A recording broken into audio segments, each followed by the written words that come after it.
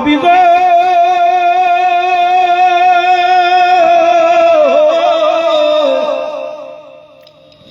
ও মায়াবী নবী গো আপনি চিঠি লইয়া বসে আছেন নবী গো আপনি জানেন আপনার সাহাবী ইসলামটাকে কত ভালোবাসতো, আপনাকে কত ভালোবাসতো।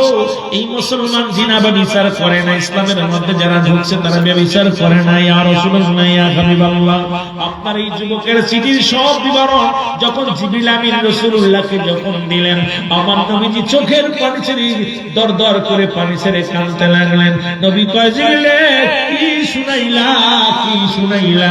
আমার নবী কয় জিবরিল কয় হুজুর জীবন দেয়া গেছে, ইজ্জত দেই না, জীবন দেয়া গেছে, তবু কোন জিনা ব্যভিচারে লিপ্ত হই না।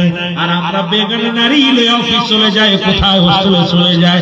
আজকে বাবার লালসিত হয় মেয়ে, মুসলমান শুনে না, মার লালসিত হয় সন্তান, সৎ মা।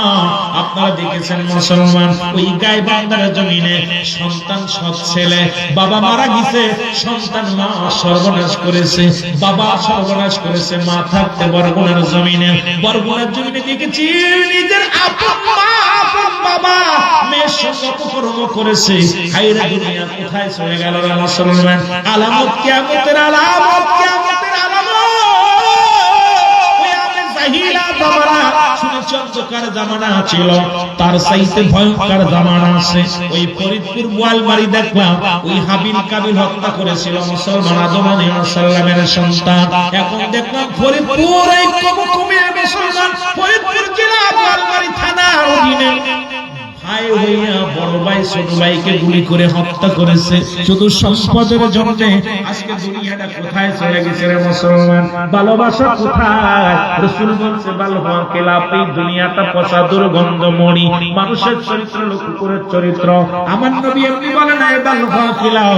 আজকে দেখেন 10 টাকা 20 টাকার জন্য ভাই হইয়া ভাইকে খুন করে, ভাই হইয়া ভাইকে কতল করে। মুসলমান শুনে নাও, আজকে সমাজের মধ্যে আজকে মানুষজন অর্থলোভী হয়।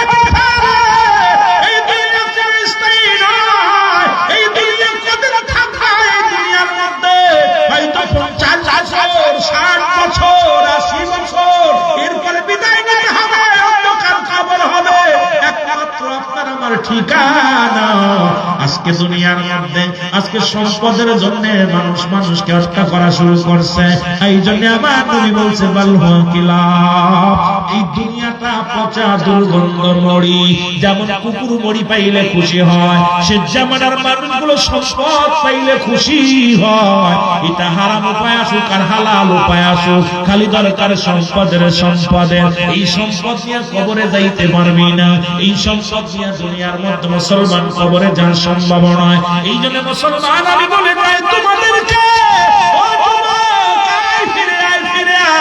দেশ গঠনের জন্য, সমাজ গঠনের জন্য, দেশ পরিবর্তনের করার জন্য আমার যুব সমাজের ভূমিকা পালন করতে হবে।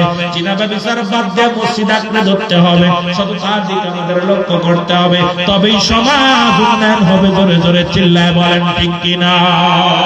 আর একটু জোরে জোরে চিল্লায় বলা যাবে না আল্লাহু আকবার। আল্লাহর নবীজি বলেন জিবরিল আমিন বলে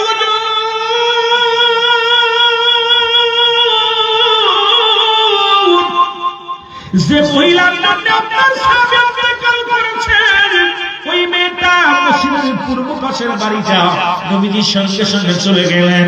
যা বাড়ির সামনে দাঁড়ায় ডাকতে বলে, মেয়েরে ভিতর থেকে আওয়াজ আসে, ইয়া রাসূলুল্লাহ ইয়া হাবিবাল্লাহ নবী গো।